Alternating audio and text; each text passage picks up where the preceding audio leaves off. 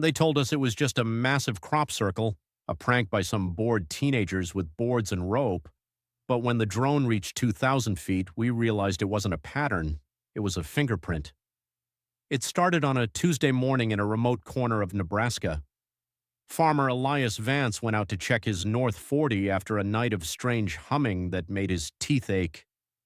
He found a perfectly curved groove, 30 feet deep and 50 feet wide, carved into the soil with surgical precision. It wasn't a trench, it was a spiral. By the time I arrived with the survey team, the entire county had been evacuated.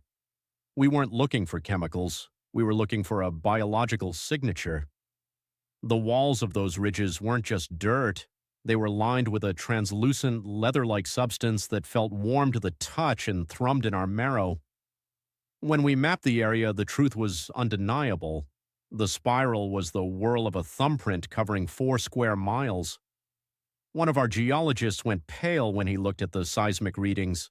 He pointed to the hills on the northern horizon, the Sleeping Sisters, and told us they weren't mountains, they were knuckles. The fingerprint wasn't just an impression, it was still attached to the hand. We were standing on a palm that spanned 3 counties. We've built our lives on what we thought was solid ground, never realizing we were just mites crawling across the skin of something colossally large. When we drilled for bedrock, the drill bit hit something soft and dense. A thick pale blue fluid came up, smelling like ozone. The moment that fluid hit the air, the ground beneath us flinched. That was the day we realized the entity wasn't a fossil. It was alive, and it was sleeping. The minor tectonic shifts were actually the creature shifting its weight.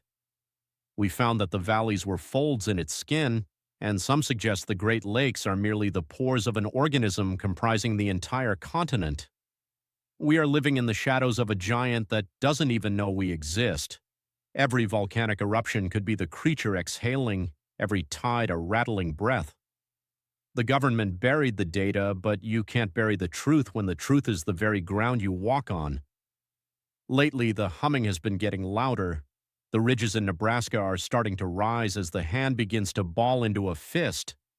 If it ever decides to stand up, the atmosphere will be shredded, the oceans will spill, and humanity will be brushed away like dust. We aren't the masters of this world. We are just guests on a body that's finally starting to wake up. Have you felt the ground move lately? Does your basement ever hum with a heartbeat? Look closely at the hills near your home.